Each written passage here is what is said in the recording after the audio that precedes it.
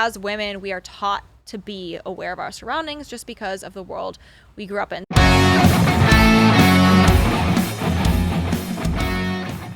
So, Kendall, you've traveled all over the world with your boyfriend. You've made all these cool videos. You've been safe. I mean, you guys are still dating. He takes care of you. But you also have experience traveling by yourself. And in this world, this crazy world where America is changing, but all around the world, being a woman and traveling by yourself. As a girl traveling by herself, what are some tips for the females out there when they are traveling to look out for or to maybe have on them, or any tips that maybe you don't have to worry about anything? I think it's good to be aware. So I think I have a really good balance of being subconsciously aware of my surroundings. I think me being in Paris really toughened me up. I have some funny stories from Paris, but having to deal with I came from a very safe bubble in Orange County, and going to Paris and living in, a big city by myself, having to walk home after the metro at like midnight. I had to deal with men harassing me on the street, men trying to steal my purse. I literally elbowed a guy in the face once.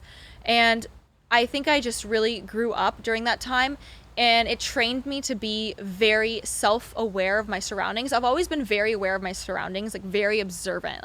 When I'm watching a movie, I'm like, oh, their shirt changed. They weren't wearing that shirt a second ago. So just my mind is always very observant. And I think it heightened after living in Paris, of being constantly observant of my surroundings. And I think just genuinely, as women, we are taught to be aware of our surroundings just because of the world we grew up in. So I think because of that, I've always been very safe and have a lot of street smarts, but also I don't live in fear. So there's a balance, right? You can know the risks. I think it's important to know the risks, prepare yourself, have your pepper spray, make sure your bags are all, you're wearing the right gear. You're not having your bag wide open on the street. Don't be dumb. I think a lot of people get themselves into tough situations because they're not acting smart. And that's for anyone, not just women, but men. I had a friend in South Africa who was literally jumped because he was walking with his backpack in front and holding it, and obviously very nervous and scared. People can smell fear, just like animals can smell fear. In South Africa, one of the dangerous streets in the world, Long Street, he literally was held at gunpoint and they stole all of his stuff. So it's not just for women, it's for men too. It's be smart, be aware of your surroundings. You can be prepared, but also don't be afraid.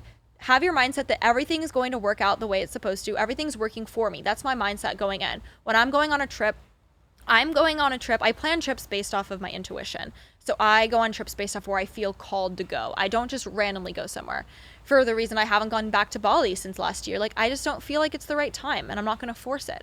So when I do go on trips, I have this mindset that I'm going for a spiritual reason. Something is meant to happen to me. I am meant to learn a lesson. I am being guided by the universe, God, spirit, highest self, whatever you want to call it. I am being guided there. So there's a reason why I'm going, and I trust. I just have a lot of trust in myself, in my spirit guides, and people in the situations I put myself in, that I'm going to be safe. And I can honestly say, for the most part, for all my travels, I have felt very, very safe traveling solo as a woman. The few, moments where I felt unsafe, nothing crazy unsafe, but just annoying people who are just being rude, and I just leave the situation, right? But for the most part, I've always met amazing people while traveling because of my expectation. I'm going in there thinking something amazing is going to happen to me, and it does. And obviously there's a difference between, getting your hopes too high and having too high of expectations, but having expectation that everything good is going to happen for you, but also going with the flow. If something does happen, I see it as a lesson. I'm okay, how can I learn through this? I don't think, oh my God, this is happening to me. What am I going to do? I have to go home.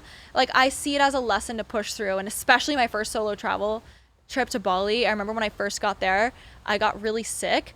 And the first couple nights, I was so sick and I was crying and I wanted to go home. And then I was mental reframe. I'm learning a lesson here, because I was way more type A back then, way more control freak, wanted to have everything go my way, and I was really pushing myself out of my comfort zone by going to Bali with zero plans. So of course I'm going to be triggered 24/7. What am I doing next? What am I doing next? Oh my God.